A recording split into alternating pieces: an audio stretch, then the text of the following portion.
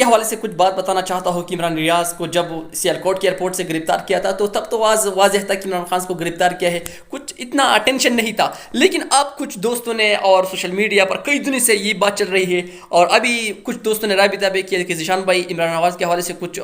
ہمیں بتا دو، ویڈیو بناؤ، تاکہ ہمیں پتہ چل جائے کہ عمران ریاض اس وقت کس حالات میں ہے. تو بھائیو بتاتا چلو کہ عمران ریاض جو کہ ہے اس وقت اس کا کوئی پتہ نہیں ہے، اور جس طرح اس نے ارشد شریف کے ساتھ کیا تھا، شہید کیا تھا، اور اس کے ساتھ جو ہمارا صحافی تھا، بہادر صحافی تھا، اور اس کے ساتھ جو سلوک کیا تھا آپ سب کو معلوم ہے. تو شاید اللہ نہ کرے وہ جو ہے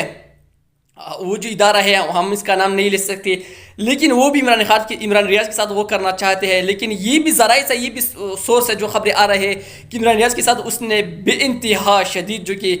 تشدد کیا ہے، اور وہ بھی خبریں آ رہی ہے کہ عمران خان ابھی کوما میں ہے. تو بہت بیڈ نیوز ہے ہماری